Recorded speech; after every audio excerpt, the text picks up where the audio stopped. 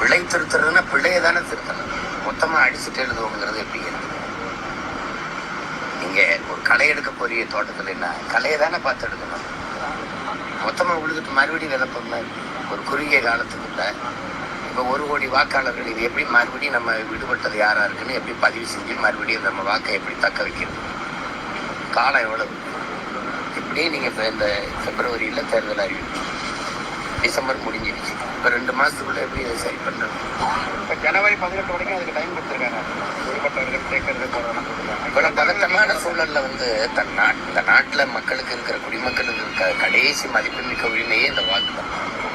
அதை காப்பாற்றிக்கிறதுக்கே பெரும் போராட்டமா இருக்கு. இப்போ யாரை போய் தேடி வேலையை விட்டுட்டு போய் என் வாக்கு இல்லைன்னா அங்கே போய் சேர்த்து பதிவு பண்ணி கொடுத்து எப்படி விடுபட்டுச்சு?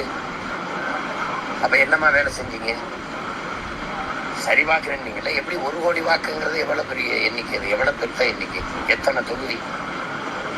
இது அங்கே 81 லட்சம் வாக்கு எடுத்தீங்க. பீகாரில் 81 லட்சம் வாக்குல அதிகப்படியாக இஸ்லாமியர் வாக்கு எடுத்தீங்க. உங்களுக்கு எந்தெந்த வாக்கு இல்லையோ அதெல்லாம் தூக்குனீங்க. 40 லட்சம் வாக்குக்கு மேலே இங்கே அவங்களுக்கு இல்லாத வாக்கை எடுத்திருக்கோம். இதான் அது நடந்திருக்கும்.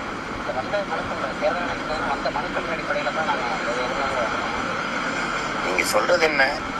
ஒருவர் 2 வாக்கை பதிவு செய்யறாரு, 2 இடத்துல வாக்கு வச்சிருக்கிறாரு, அதை கண்டு நீக்கணும்.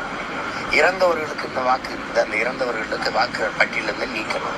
அவங்க இறப்பு சான்றிதழை ஒப்படைச்சிருப்பாங்க, அதை வச்சு நீக்கணும். இவ்வளவுதானே.